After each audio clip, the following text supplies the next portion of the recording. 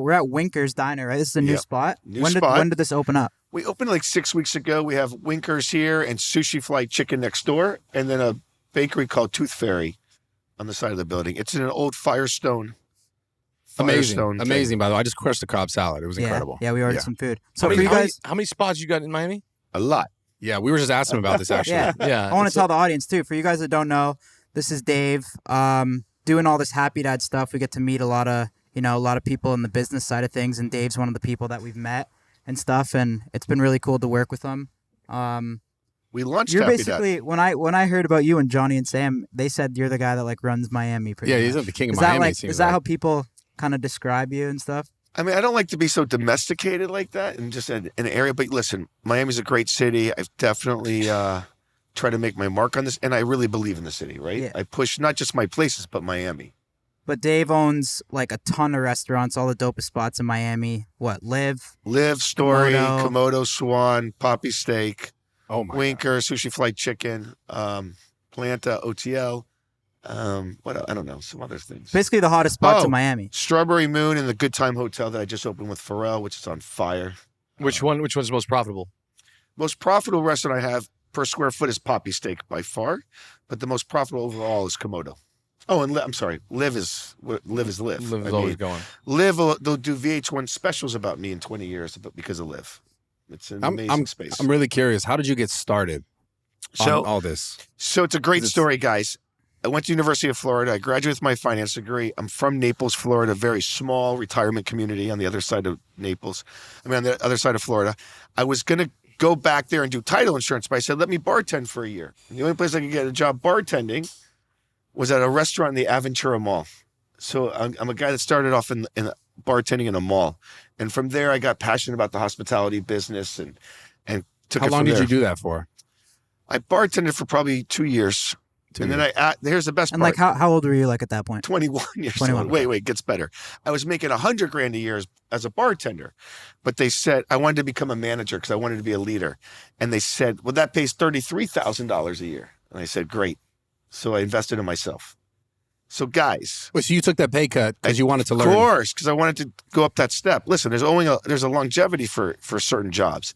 And if you kind of believe in yourself, it's okay to take that step back and learn. So then what? You're bartending. How long do you do that for? Yeah. I do that for 2 years and I become a manager and then a general manager. Then I get into the marketing and the nightclub business. And then I start running clubs.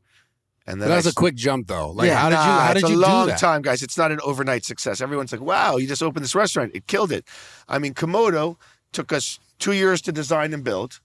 It took me 3 years to pay back my investors. So that's 5 years. How do you get to that point? Like when did you say, I want to own a restaurant? Or like how did, So I was owning nightclubs and I figured for me, I wanted to create an ecosystem within the hospitality business because I wanted to be that touching point for everyone that comes to Miami. But how did you get the initial investment? How Like, did you let's say the convince first- someone to So I believe kind in of you? first shook people. one. I went to people that I knew that would kind of invest in me and not so much the restaurant. Because listen, I had never done a restaurant before. I went to find Komodo's in a kind of a weird office building on Brickell. At that time, no one was really going to Brickell. But the condo crash had just happened. I knew a lot of my clients were renting apartments now. Young professionals were moving to that area. I figured what a great spot to be. And for me, I always want to set the trend instead of following it. So you just did you just buy the space? So we leased the space. Lease the space. Raised the money, $10 million. Opened Komodo, and it's, knock on wood, it's the hottest restaurant How in did you Miami. raise $10 million? Like, how did you get people to believe in you? I don't understand that. So, Because like, I kind of have that, people want to he's believe the in swag. me. He's got the Yeah. swag, brother. He's No, got I'm the not saying he fucking- doesn't. I'm just trying to, like, for the people listening, I don't. It's such a Guys, big listen, step. you have to find those people that believe in you. They didn't buy into the restaurant. They bought into me. Yeah. And I think they thought I'd figure it out. Yeah, because of what I've seen, like just some stuff on your social media, like you seem like a very like well-versed people person, Right. more so than anything. And I've noticed that most business owners aren't the people who are like on the front lines being like, oh, out there taking photos and doing that. And you've done this. I know at least my experience with you at Live. What made you think that? I'll just talk about currently. What made you think that social media had like a space for you? Because obviously you're successful regardless without it. Your businesses still will be. What made you think social media was important for you? Social media is probably the biggest marketing tool we have. I mean, listen, back in the day when we focused so much on PR, People Magazine, Us Weekly, all the big magazines, right? If you look at their viewership, it doesn't even come close to like one post from you guys or one story from us. So to know that those are the numbers that I had to deal with, social media gets me that reach right away. And for me, my social media is very authentic. It's me. It's not like I have somebody in the office that goes, let me do your social media for you. It's me, which means I embrace my faults. And I think that's what's endearing to people is because I don't hide, like I was a chubby kid that kind of lost weight and now I play tennis and I integrate everything together. Yeah. So with Komodo, you designed it, like you came up with all the creative. So we worked with a design firm, iCrave, and we work with a bunch of design firms for each restaurant. And it's part of the creative process is they always start at one spot where they give you one idea, one vision, and you look and you go, are you fucking crazy? And then what you end up is what you have today, right? In every spot. Like if you look at Poppy Steak, when we went first to design that restaurant,